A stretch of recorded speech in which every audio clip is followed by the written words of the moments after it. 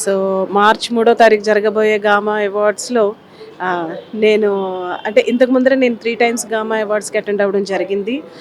Like as a గెస్ట్గా వెళ్ళాను. It's really wonderful experience. Telugu cinema సంగీతాన్ని నెక్స్ట్ లెవెల్లోకి తీసుకెళ్ళాలి. ఎక్కువ గుర్తింపు రావట్లేదు. సో దాన్ని ఒక ఇంటర్నేషనల్ లెవెల్లోకి తీసుకెళ్లాలన్న ఒక ఉద్దేశంతో పెట్టిన అవార్డ్సే గామా అవార్డ్స్. సో అది 2024 మార్చ్ 3న దుబాయ్లో చాలా గ్రాండ్గా జరగబోతుంది. ఈ ఇయర్ స్పెషల్ ఏంటంటే ఇందులో ఇప్పుడు నేను జ్యూరీగా ఉంటున్నాను. సో నేను విఎన్ ఆదిత్య గారు అలాగే కోటి గారు సో అందరితో కలిపి నేను జ్యూరీగా వ్యవహరించడం చాలా చాలా హ్యాపీగా ఉంది. అండ్ అలాగే కాకుండా 2023లో జరిగిన నేషనల్ అవార్డ్స్లో నేను జ్యూరీగా ఉండడం, దానికి ఫస్ట్ టైం తెలుగుకి 11 అవార్డ్స్ రావడం, అందులో పుష్పకి బెస్ట్ హీరో అల్లు అర్జున్ గారికి రావడం నాకు చాలా చాలా హ్యాపీగా ఉంది. So I wish gamma awards కూడా డెఫినెట్గా అంతే గ్రాండ్గా జరుగుతాయి. అందరికీ కూడా మంచి మంచి అవార్డ్స్ లభిస్తాయి.